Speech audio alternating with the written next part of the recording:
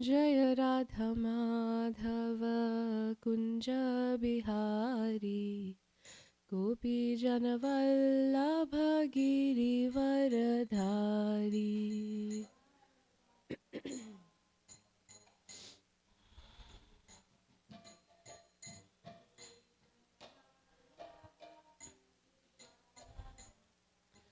जय राधा माधव कुंज बिहारी गोपी जनवल्लभ गिरिवरधारी।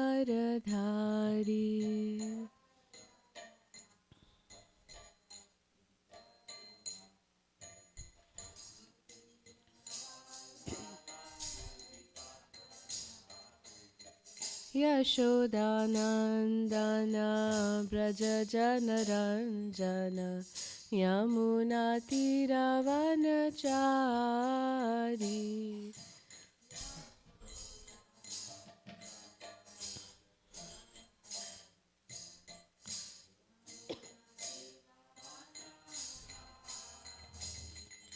जय राधा माधव कुंज बिहारी गोपी जनवल्लभ गिरिवरधारी।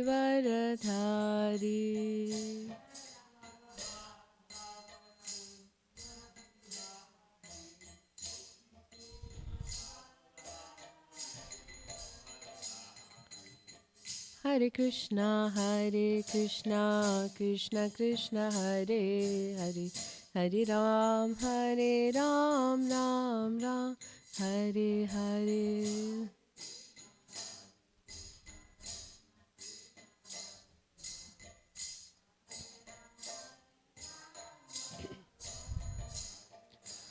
हरे कृष्णा कृष्ण कृष्ण हरे हरे, हरे राम राम राम हरे हरे।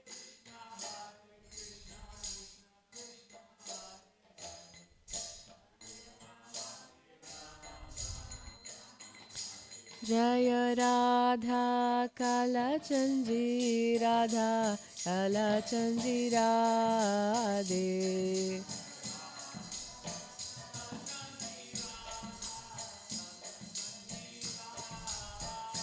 जय राधा कालचंदी राधा कालचंदी राधे।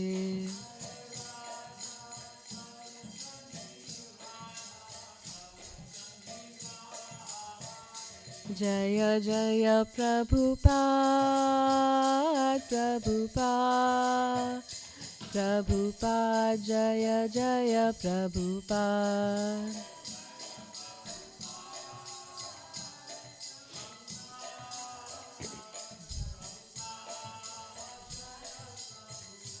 जय जय गुरुदेव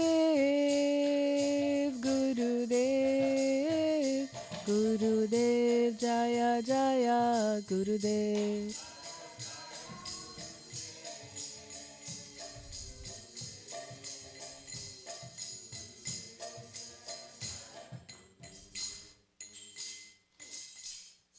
श्री श्री राधा कालचंद जी की जय, श्रील प्रभुपाद की जय, श्रीमद् भागवतम की जय। ओम नमो भगवते वासुदेवाय।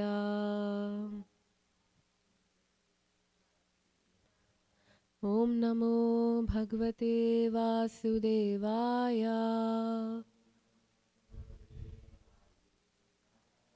ओम नमो भगवते वासुदेवाय।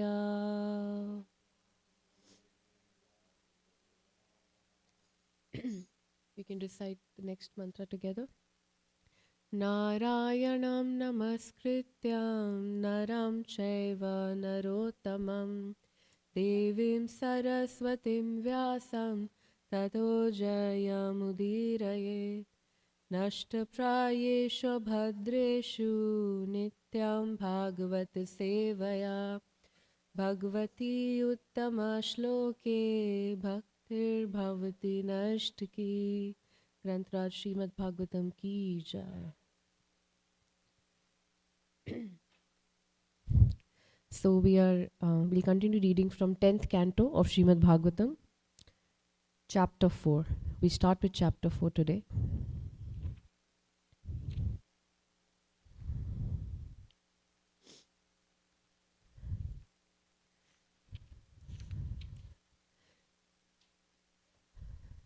Please forgive me if I'm definitely going to make some mistakes or probably miss out on some points because I'm not prepared. It's last minute being here.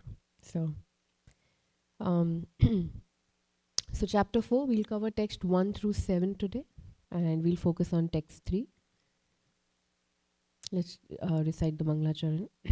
Om Ajnanatimirandhasya Jnananjana-shalakaya Chakshurunmilitam Yena Tasmai Shri Guruve Namaha Shri Chaitanya Manobhishtam Sthapitam Yena Bhutale Swayam Rupa Kadamayam Dadati Swapadantikam Nama Om Vishnu Padaya Krishna Pristhaya Bhutale Srimate Bhakti Vedanta Swami Niti Namine Namaste Saraswati Deve Gauravani Pracharine Nirvishesha Shunyavadi Paschatya Deshatarine Jai Shri Krishna Chaitanya Prabhu Nityananda Shri Advaitva Gatadhara Shivasadi Gaura Bhakta Vrinda Hare Krishna, Krishna Krishna, Hare Hare, Hare Rama,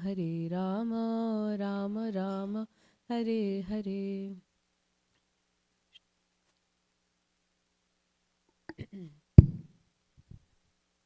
So we can also read the chapter summary just to summarize what we are going to be covering. The chapter 4 is titled The Atrocities of King Kamsa. Would anybody like to read the chapter summary?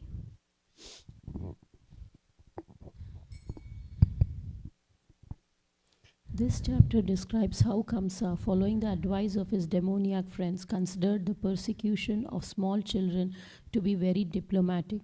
After Vasudeva bound himself with iron shackles as before, all the doors of the prison house closed by the influence of Yogamaya, who then began crying as a newborn child. This crying awakened the doorkeepers, who immediately informed Kamsa that a child had been born to Devaki. Upon hearing this news, Kamsa appeared with great force in the maternity room, and in spite of Devaki's pleas that the child be saved, the demon forcibly snatched the child from Devaki's hands and dashed the child against a rock. Unfortunately for Kamsa, however, the newborn child slipped away from his hands, rose above his head, and appeared as the eight-armed form of Durga. Durga then told Kamsa, "The enemy you contemplate has taken birth somewhere else. Therefore, you plan to persecute all the children will prove futile." According to the prophecy, the eighth child of Devaki would kill Kamsa, and therefore, when Kamsa saw that the eighth child was a female and heard that his so called enemy had taken birth elsewhere, he was struck with wonder. He decided to release Devaki and Vasudeva, and he admitted before them the wrongness of his atrocities. Falling at the feet of Devaki and Vasudeva, he begged their pardon and tried to convince them that because the events that had taken place were destined to happen, they should not be unhappy for having killed so many of their children. Devaki and Vasudeva, being naturally very pious, immediately excused Kamsa for his atrocities, and Kamsa, after seeing that his sister and brother-in-law were happy, returned to his home. After the night passed, however, Kamsa called for his ministers and informed them of all that had happened. The ministers, who were all demons, advised Kamsa that because his enemy had already taken birth somewhere else, all the children born within the past 10 days in the village within Kamsa's kingdom should be killed. Although the demigods always feared Kamsa, they should not be treated leniently. Since they were enemies, Kamsa should try his best to uproot their existence. The demoniac ministers further advised that Kamsa and the demoniac continue their enmity towards Vishnu, because Vishnu is the original person among all the demigods. The Brahmanas, the cows, and the Vedas, or Shrutis, truthfulness, control of the senses and mind. Faithfulness and mercy are among the different parts of the body of Vishnu, who is the origin of all the demigods, including Lord Brahma and Shiva. Therefore, the ministers advise the demigods, the saintly persons, the cows, and the Brahmana should be systematically persecuted. Strongly advised in this way by his friends, the demoniac ministers Kamsa approved of their instruction and considered it beneficial to be envious of the Brahmanas. Following Kamsa's order, therefore the demons began committing their atrocities all over Rajabhumi. So we see in this chapter, as we heard this past time so many times, right? Where Kansa was so had so much committed so many atrocities on Devaki and Vasudev. But where is this emerging from? Why is he being so cruel to all the inhabitants of Brajbhumi and even especially Devaki and Vasudev? Would anybody like to try? Yes, it's the fear. He's so afraid that he wants to protect himself, that there's no compassion left in him. His intelligence is bewildered. He's being extremely strong, and he's not realizing what will be the consequences of his actions. Because if you remember a few chapters ahead, when he was the one who was carrying Vasudeva and Devaki after their marriage, the procession, right? He was taking them to Vasudeva's house or palace. He was so happy. He also did a lot of charity, and they were carrying so many chariots, and he was so happy.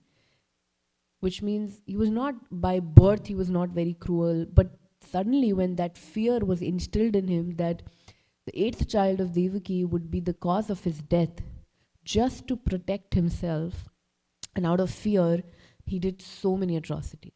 So this actually shows, right, when we are all instilled with fear in our hearts. It can be any degree, at any spectrum, fear of losing somebody, or fear of being dishonored, being rejected, or losing a job. There can be so many fears we have in this material world, and how we act in that situation, this should be our the parallel understanding while we're reading this chapter, that how can we deal with fear. At the same time, if you see contrast, Devaki and Vasudeva were also afraid of losing their children, but they were not devoid of compassion, but instead they were completely sheltered at the lotus feet of Lord. They took shelter at the lotus feet of Krishna.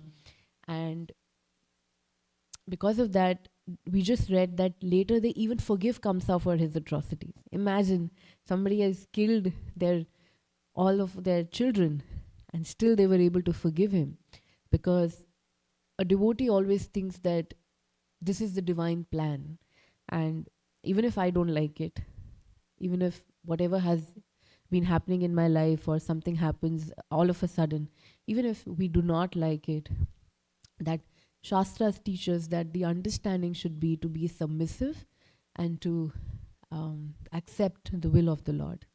Like we also see that Arjun did the same. He did not want to fight at all. Somebody who was a Kshatriya, who can fight any moment, protect people, but he did not want to fight. But he still did, because he realized this is the will of Krishna. I'm not fighting for myself.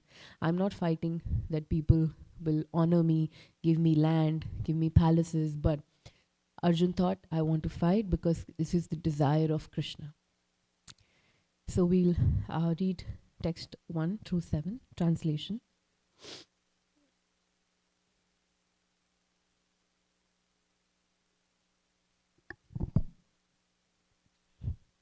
Thereafter, all Shukadeva Goswami continued, My dear King Parikshit, the doors inside and outside the house closed as before. Thereafter, The inhabitants of the house, especially the watchmen, heard the crying of the newborn child and thus awakened from their beds. Can you also read the purport, Jaishnav? Then we can actually read some of the purports so that not many verses today. The activities of Yogamaya are distinctly visible in this chapter, in which Devaki and Vasudeva excuse Kamsa for his devious, atrocious activities, and Kamsa becomes repentant and falls at their feet. Before the awakening of the watchman and others in the prison house, many other things happened. Krishna was born and transferred to the home of Yashoda in Gokul. The strong doors opened and again closed, and Vasudeva resumed his former condition of being shackled. The watchmen, however, could not understand all this. They awakened only when they heard the crying of the newborn child Yogamaya. Srila Vishwanath Chakravarti Thakur has remarked that the watchmen were just like dogs. At night, the dogs in the street act like watchmen. If one dog barks, many other dogs immediately follow it by barking. Although the street dogs are not appointed by anyone to act as a watchman, they think they are responsible for protecting the neighborhood, and as soon as someone unknown enters it, they all begin to bark. Both Yogamaya and Mahamaya act in all material activities, Prakriyamanani, Gunaya Sarvasha. But although the energy of the Supreme Personality of God acts under the Supreme Lord's direction, Mayadakshena Prakriti Suyate Sacharacharam, dog-like watchmen such as politicians and diplomats think that they are protecting their neighborhoods from the dangers of the outside world. Mm-hmm. These are actions of Maya, but one who surrenders to Krishna is relieved of the protection afforded by the dogs and dog-like guardians of this world, material world. Such a nice explanation by Srila Vishwanath Chakravarti Thakur. Yesterday was his appearance day, right? Amazing class by Mataji, and she described how previously what has happened is that all the watchmen went to sleep, all the inhabitants of Mathura, they went inside the house. Why? Because it was raining heavily. Nobody saw what was happening. It literally happened in open world, but nobody saw it.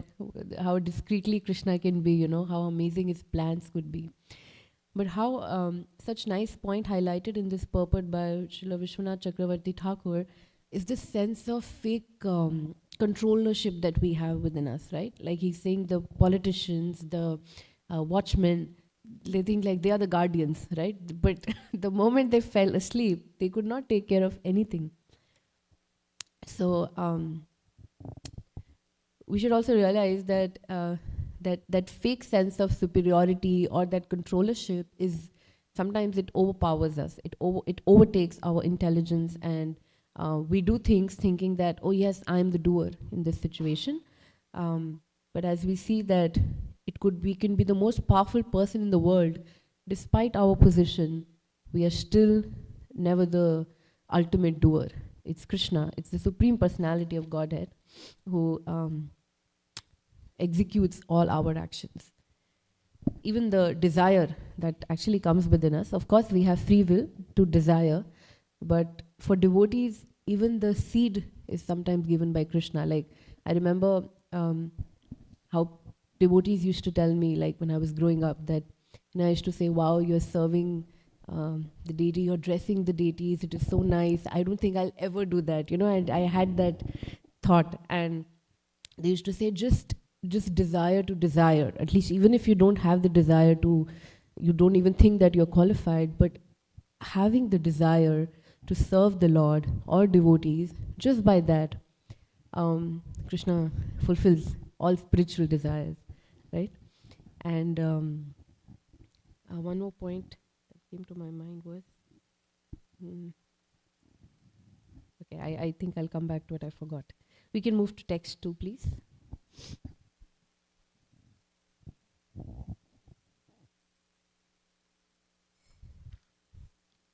Yes. Thereafter, the watchman very quickly approached the king Kamsa, the ruler of the Bhoja dynasty, and submitted the news of the birth of Devaki's child. Kamsa, who had awaited this news, very anxiously, immediately took action. You can read the purport, Govinda. We'll read the purports also.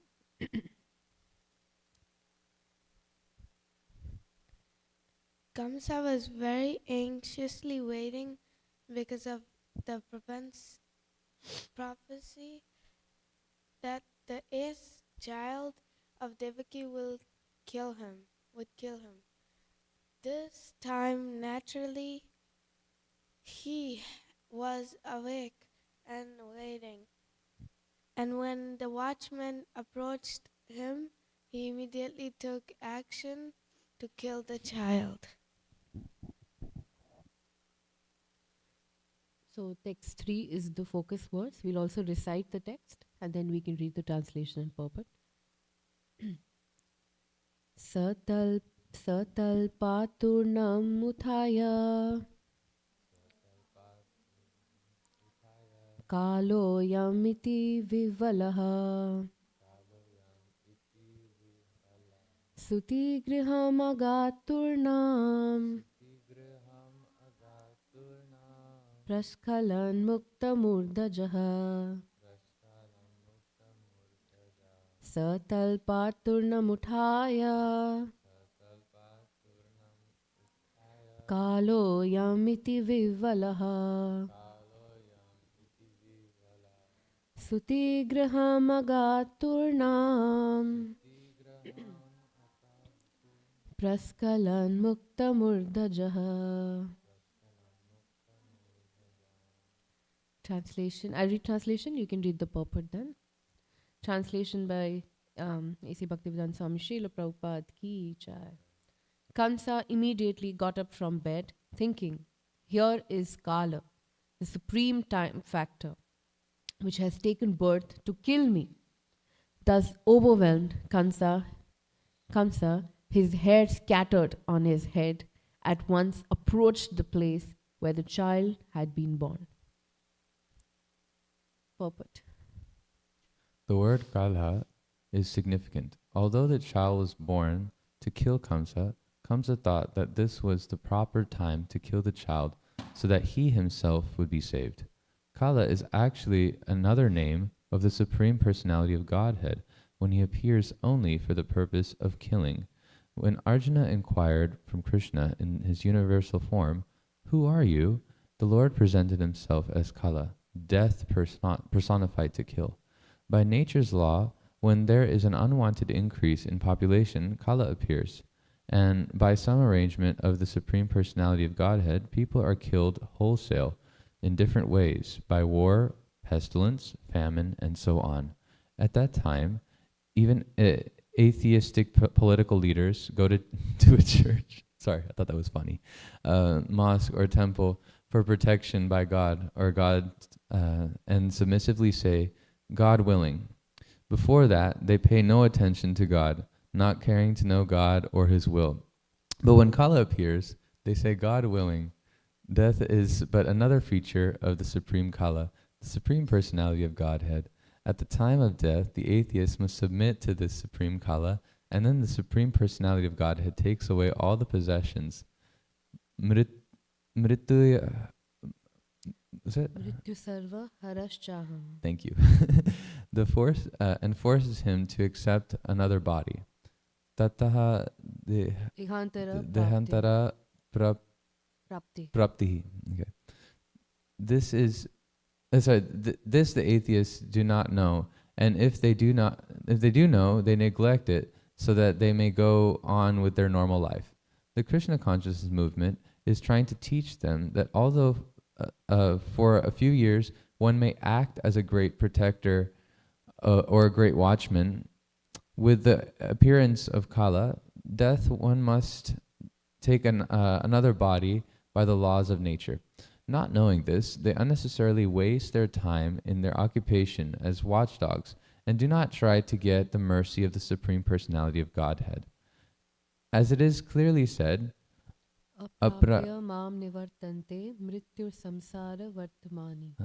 without Krishna consciousness, one is condemned to continue wandering in birth and death, not knowing what will happen in one's next birth.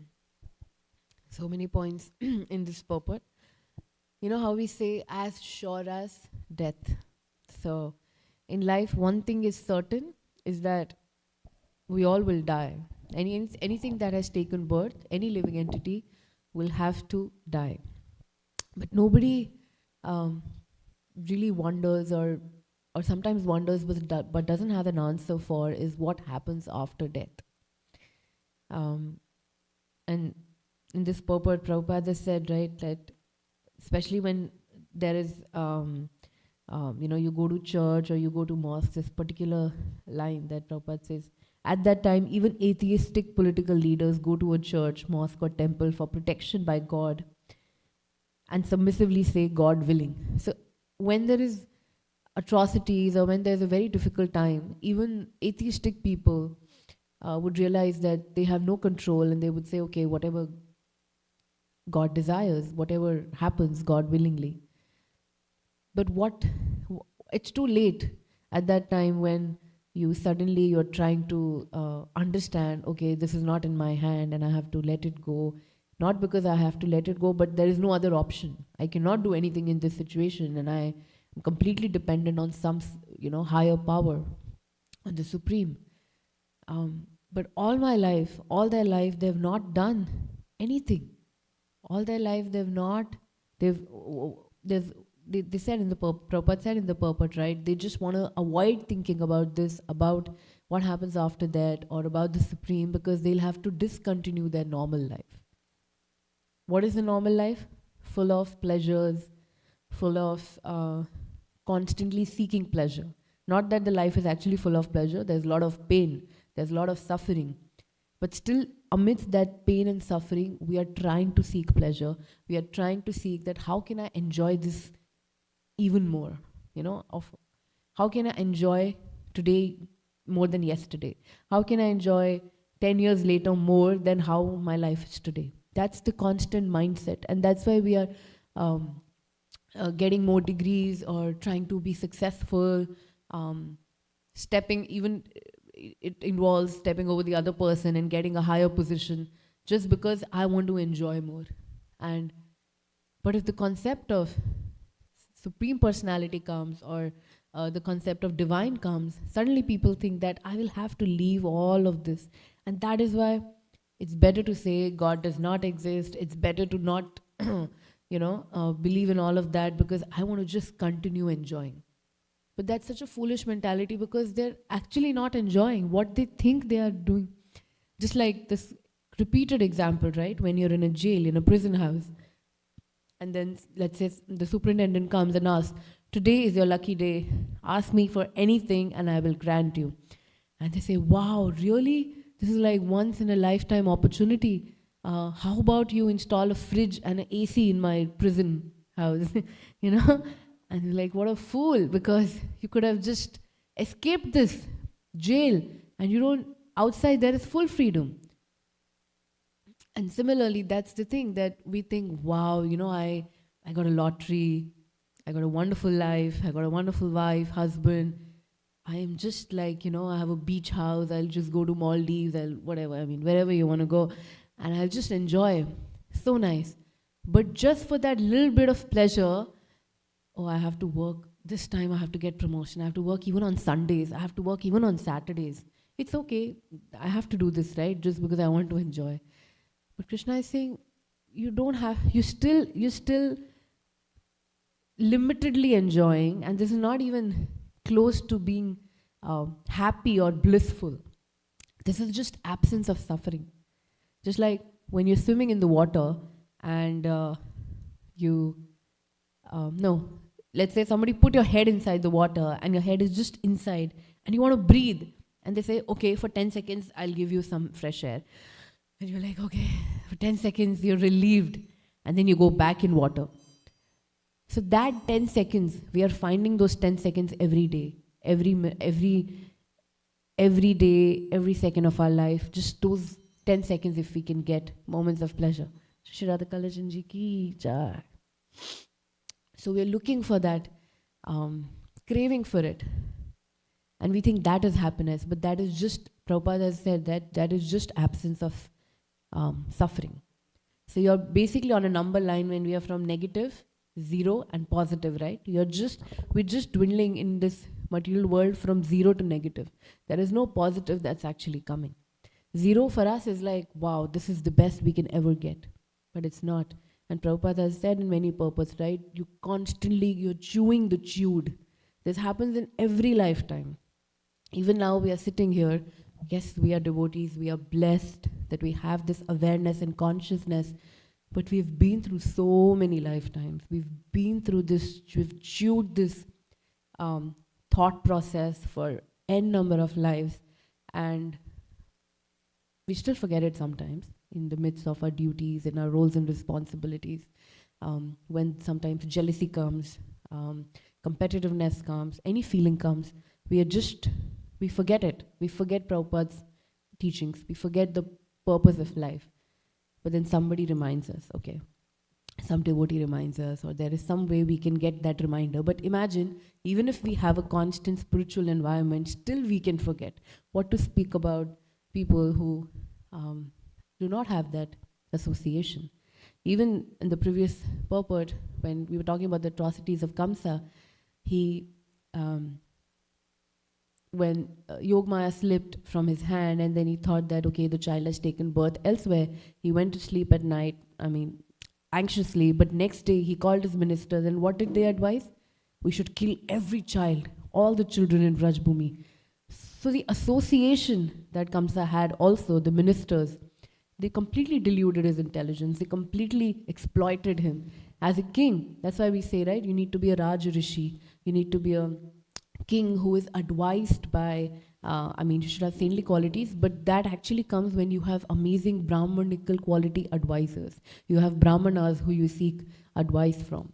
And that's what Kamsa didn't have. So, anything else in this purport? You have a point?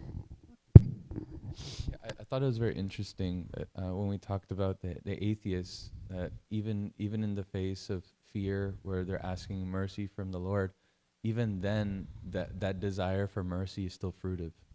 It's still like, oh, I need this right now so that I can go back to my beach house. Yeah, that's because we have materialistic desires. We still continue. We don't. It takes purification for us to come to a level that we can develop spiritual desire for the Lord. Because this is so common, right? Even since childhood we are taught, okay, you're going to temple, fold your hands, whatever you want to ask, you can ask the deity in front of you. You can pray to them. So we're always taught you can ask, and in terms of giving also, yes, we're taught like give some charity, we'll give a 100 rupee note or a 500 rupee note and we'll put it in the donation box. Here if you talk about $20, $100, we'll put in the donation box, but nobody teaches us that you need to donate your heart. You need to connect your heart with the person standing there on the altar. That's something which is mainstream religious activities don't teach that, but devotional life actually teaches that everything depends to Krishna. You're not a giver here. Everything anyway belongs to him. What you're just coming here and doing is you're identifying that who is the ultimate giver, who is your shelter, who is the person who's been protecting you, what is the purpose of your life, what love really means. All these things are actually clarified to us in spiritual life. Before that, we don't really know all this. So Prabhupada has taught us that we need to have a sambandha, we need to have a relationship with the Lord. And when we have relationship with somebody, and that relationship, when it becomes selfless and filled with love, you're not thinking about what I can take from this person, but we think of how I can serve this person, how I can serve Krishna, how I can love him, how I can love his devotees. That is so like you said that, if Krishna will fulfill even materialistic desires sometimes, depending if we have the, in our karma bank balance, if we have that, Krishna will give it to us. But what we really want from him is his merciful glance, his blessings, so that we are not able to forget him. That's the whole idea. Let's move to text 4.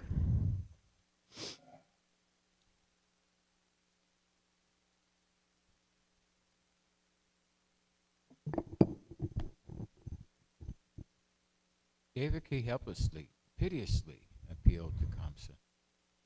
My dear brother, all good fortune unto you. Don't kill this girl, she will be your daughter-in-law. Indeed, it is unworthy of you to kill a woman. Purport. Prabhuji, you can read the purport also, please. Oh, anybody can read. Kamsa had previously excused Devaki because he thought that a woman should not be killed, especially when pregnant. But now, by the influence of Maya, he was prepared to kill a woman, not only a woman, but a small, helpless, newborn child. Devaki wanted to save her brother from this terrible, sinful act. Therefore, she told him, don't be so atrocious as to kill a female child. Let there be all good fortune for you. Demons can do anything for their personal benefit, not considering what is pious or vicious. But Devaki, on the contrary, although safe because she had already given birth to her own son, Krishna, was anxious to save the daughter of someone else. This was natural for her.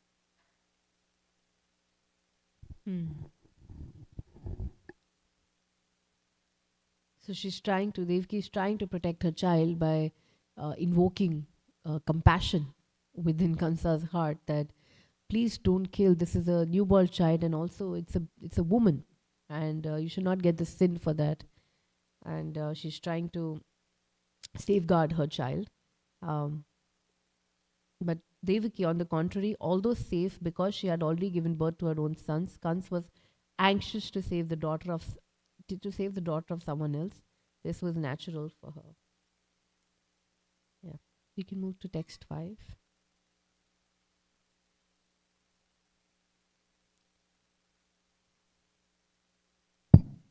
My dear brother, by the influence of destiny, you have already killed many babies, each of them as bright and beautiful as fire. But kindly spare this daughter. Give her to me as your gift. Purport. Here we see that Devaki first focused Kamsa's attention on his atrocious activities like killing of her many sons. Then she wanted to compromise with him by saying that whatever he had done was not his fault but was ordained by destiny. Then she appealed to him to give her the daughter as a gift. Devaki was the daughter of a Kshatriya and knew how to play the political game. In politics, there are different methods of achieving success. First repression, dhamma, then compromise, sama, and then asking for a gift, dana. Devaki first adopted the policy of repression by directly attacking Kamsa for having cruelly, atrociously killed her babies. Then she compromised by saying that this was not his fault, and then she begged for a gift. As we learn from the history of the Mahabharata or Greater India, the wives and daughters of the ruling class, the Kshatriyas, knew the political game. But we never find that a woman was given the post of chief executive. This is in accordance with the injunctions of Manu Samhita, but unfortunately Manu Samhita is now being insulted, and the Aryans, the members of Vedic society, cannot do anything. Such is the nature of Kali Yuga. Nothing happens unless ordained by destiny. Tasyeva heto prayateta kovido na labhyate yad brahmanam upari ada tal labhyate dukhavad antaya sukham kalena sarvatra gambhira ramhasa. Devaki knew very well that because the killing of her many children had been ordained by destiny, Kamsa was not to be blamed. There was no need to give good instructions to Kamsa.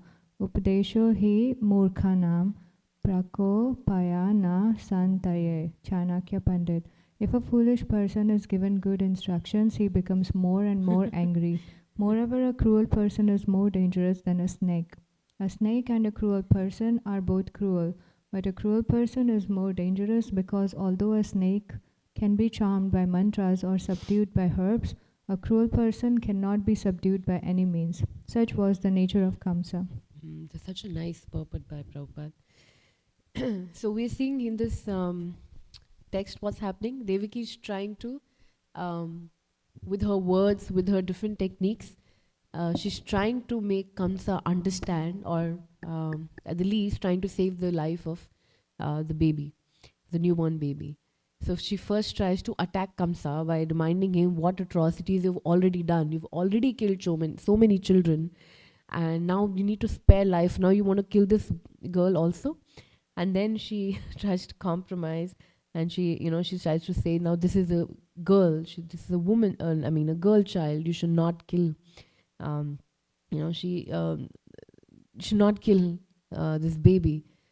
And so this kind of, Prabhupada says that she was a daughter of, she had a political mindset. But this is this similar scenario we saw earlier. You remember when somebody was trying to, Vasudev, when the, what do you say, the Akashvani happened, Akashvani?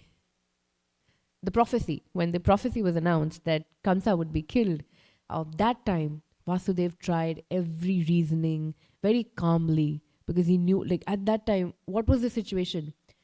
Kamsa was holding Devaki by her hair, and he had the sword in his right hand, and he was about to just cut the throat of Devaki. He was just about to kill Devaki. That was, if you're already prepared that you want to do this, that is a very sensitive time. It was very time sensitive, and Vasudev, with his intelligence, very calmly, he stopped Kamsa with a lot of reasonings, right? I don't remember all of them right now, but he did try to pacify him, and he said that, don't worry, I will bring every child to you, and that's when Kamsa was he was satisfied that I know that Vasudev is true of his words. He's an honest man, and he will keep his promise. And that's why at that time, because Vasudev intelligence told him that right now save the life of Devaki. That was the most important thing. So that's what he did. And right now Devaki is trying to also pacify Kamsa. There's such a wonderful line that came, that when you're trying to say good things, if a foolish person is given good instructions, he becomes more and more angry. This is what we see usually when we are preaching, or not just preaching. Sometimes we fight with our people or our family members, and we realize, okay, right now is not the time to preach this person or give good instructions, because this person is not going to understand. Not that he's foolish, but this person will not understand. And it'll only make them more angry and angry. I've seen a lot of videos, I think you shared some time ago, for book distribution, and somebody's already attacking, what is this? What is Jesus doing? What is Krishna doing? And then you go and tell them, no, they are the cause of all cause. I mean, if you give all that preachy, if you preach them, they'll get more and more angry, right? They will not try to, it won't make sense to them. And so that's why Devaki, who is so intelligent, so knowledgeable, she's not giving high preachy words to Kamsa right now, but she's coming down to his level and trying to explain him. That whatever works, for him right now, and whatever makes him understand. So even this further Prabhupada says that a snake and a cruel person are both cruel. But imagine, cruel person is being compared to a snake who is poisonous. But a cruel person is more dangerous, because although a snake can be charmed by mantras or subdued by herbs, a cruel person cannot be subdued by any means. Why? What does it mean? Because when you are cruel, you're already obsessing over that, like a thought that I want to harm this person, or I want to do this. Like if something by mistake you do, I was hearing yesterday's lecture. In that lecture, Radhika Raman Prabhu, he was giving this example that sometimes we make mistake, and that's as compared to when we deliberately try to hurt someone. Like you're on a bus, and you by mistake you step on somebody's foot, and they say, "Excuse me, you're stepping." And you'll be like, "I'm so sorry." You'll you'll feel immensely guilty, and be like, I'm really sorry, I didn't realize, and done. They'll forgive you. The next situation where you're deliberately stepping on somebody's feet, and they'll be like, hey, you're stepping on my feet. I'm like, no, I'm not doing that. Like, you'll try to deny your what you're trying to do at that time, your intention of hurting the other person. You'll go in that mode of ignorance, right? So that's what a cruel person who goes in that zone that you want to hurt people around you. You want to hurt their ego, or you want to hurt them physically, mentally, emotionally. There are all kind of abuses that are there. And then you try to, the cruelty is when you try to not accept that I am being harsh on this person. That's when there's no compassion within your heart. And that is why this is compared that that person is worse or more dangerous than a snake. So we'll move to text 6.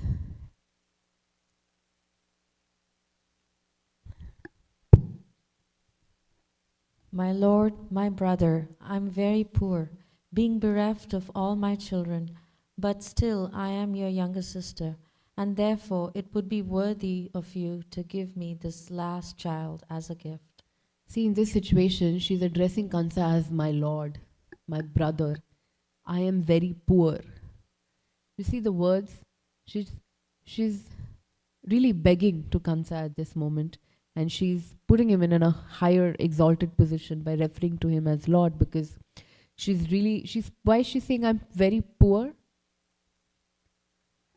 Because she's lost all her children? Yeah, she's lost all her children, and at this time she's not in control of anything. Like, she's at the mercy of Kansa right now, because even though he's such a cruel man, but she's asking for something, right? I think maybe that's also another reason that she's asking for something. She's begging, and she's like, I have nothing. And the biggest reason, she lost all her children. So being bereft of all my children, but I'm still your younger sister. She's trying to evoke compassion, and therefore it would be worthy of you to give me this last child as a gift. So how much efforts that Devaki and Vasudev have made, this really shows that they were really surrendered to the Lord. They were like, even if I have to beg this cruel brother of mine, I'll do that just because I want to serve the Lord. And remember, in the previous purpose, it came where I think Devaki constantly she prayed. She was very anxious to see the 4-handed form of Krishna, as Vishnu, and she said, please hide this, right? Even though she had just glorified the Lord, you're the cause of all causes, but the fear came, Kansa might kill you. And it was explained in the class that these are two contradictory emotions. Like, on one hand, you're the Supreme Lord, and I'm afraid Kansa will kill you. Why? Because she was overwhelmed with motherly affection. She had Vatsalya Prem, and when you have that, you don't see, like Yashoda never saw Krishna as the Supreme Lord. So Devaki was struck with, like she was anxious because she didn't want to she didn't want to see Krishna being harmed, and that's what she did. So we'll move to text 7.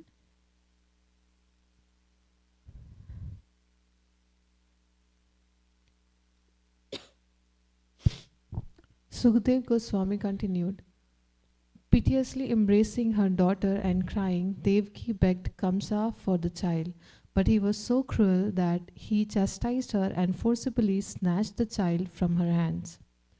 Purport: although Devaki was crying like a very poor woman, actually she was not poor, and therefore the word used here is Dinavat.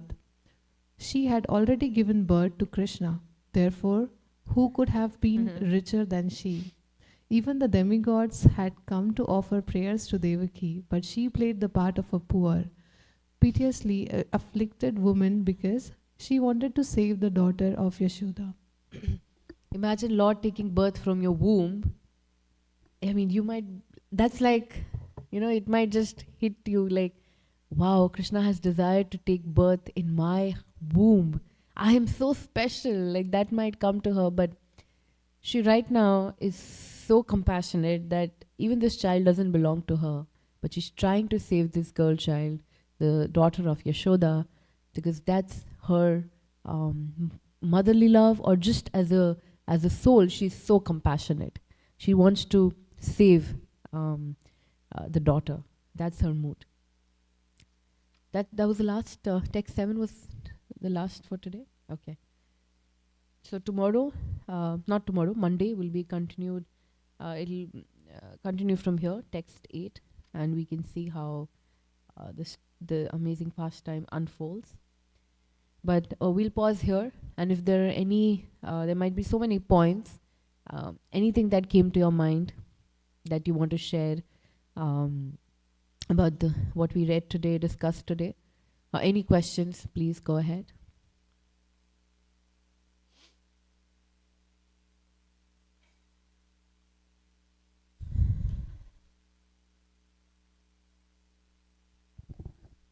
Hare Krishna, Vrinda, Sevika, thank you for saving the day. Krishna saved me. Jai. This is such a beautiful section with such a spotlight on Devaki, and you brought out all the points so nicely. And in the beginning, you were mentioning how Devaki's forgiveness. She was so tortured by Kamsa, and yet she was willing to forgive him. That, and how you were saying forgiveness also comes from the strength. If we are fearful, we can't. But she was fearless, and so she had that ability to forgive. And then you also brought out that how compassionate she was. One point I really liked also is that Prabhupada said she's the daughter of a king, so she was political also. So she was equally qualified in all respects as her husband. But because whatever her role was, she was playing. She didn't feel the need to show off her political qualifications. By getting a post or something. Yes, like that. Yeah. yes. That was so beautiful. That was such a beautiful point. But she knew how to utilize all those skills, and as it was needed, she used them to the best. So that was also a beautiful point. And also, then her compassion, how much it extends, not just to save herself or just to forgive her brother, but to try her best to save Yashoda's daughter, knowing that her son is safe. She's like, no, this is Yashoda's daughter. Please let me save her. Please let me try to save her. So this was such a beautiful journey, witnessing Devaki's different qualities and moods and beautiful nature. So thank you. You've so nicely summarized all her qualities, and we can see that, this is how a devotee is, right? Krishna gives the right intelligence. Krishna gives you all the amazing qualities, which no other process in life or any other yoga can give us, that Bhakti Yoga can give, because we've read this time and again that pure devotional service, when you not even till the point of purity, but when you keep practicing devotional service, your purification keeps happening. It is actually, I've heard this Shuddhikaran and Buddhikaran, which means purification, and you also get intelligence, the right intelligence to act and to go ahead in your life. Krishna gives you that. You don't have to separately, get jnana, vijnana, so much, efforts in doing that. Just with your heart and with sincerity, doing what we are doing. Waking up, chanting our rounds, coming for darshan, doing some reading, hearing, serving. At home can be serving, we cook for the deities, we offer it to our family members, or we call someone, we preach them just for 5 minutes, you have a talk with your family member, you give some Krishna conscious points to them or something. And just being honest in your approach, and just Krishna gifts you with the right intelligence. So, yes, amazing qualities of Devaki, and that compassion and forgiveness was not limited to just herself or her children. She wanted to save the child of another person also here. So, a devotee's compassion, like, it can illuminate the world. It can, how it is said that the love of gopis for Krishna, even one drop of the whole ocean of love they have, that one drop, if it can submerge all of us, we can all swim in that one drop of love a gopi has, which means a pure devotee can save the world, just like Srila Prabhupada did, right? One pure devotee, and boom, like there's a blast of love for the Lord, and everybody's dancing in that.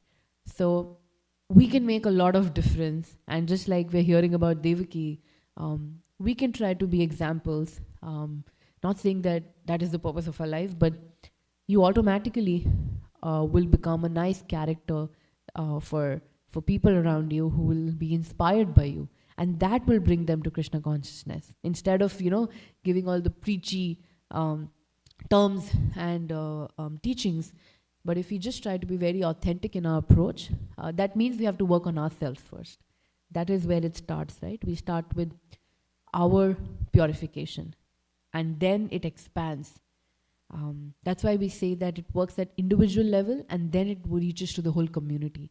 If we as individuals work on our bhakti, on our devotional life, it'll spread in the whole community. Then the whole community becomes such nice, like flowers of devotion is blooming in their heart, and you become each other's shelter. But if we think, oh, because I am in such and such community, such and such people are there, that's why my bhakti is not going good. That cannot be that's a reversal understanding, which is not correct, because even in Lanka, where all the demons were there, Vibhishan was an exemplary devotee, right? He could have said, I live in a community of rascals and demons, but he still had a wonderful consciousness. And contrary, Mantara was in Ayodhya. In Ayodhya, everybody loved Ram. Everybody was spiritual.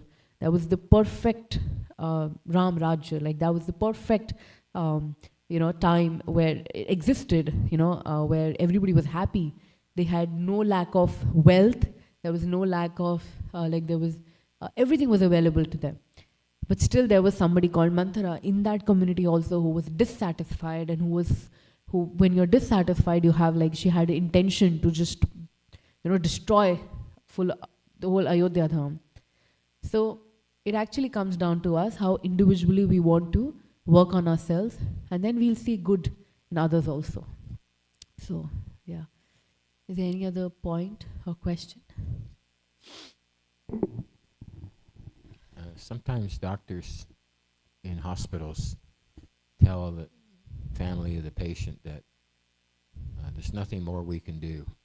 Now it's in God's hands. So whose hands was it in before it was in God's hands? Amazing point. Yes, that is something we need to reflect, right? It only occurs only at the time of somebody's death. Even in, this is amazing. This is something we should ask. Whose hands was it before that? And but material world, the Maya is so strong, that moment it might hit you as a family member. Oh, yeah, nothing is in my control. But it's too late. After 2 days, you're again back to normal life. You forget it. Maya is so strong. Nice point. Any other point or any other question? Then we can wrap up for today.